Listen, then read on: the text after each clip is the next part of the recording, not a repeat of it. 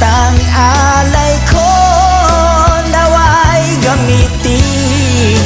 Ito lamang Jesus, wala nang iba pa akong hinihingi.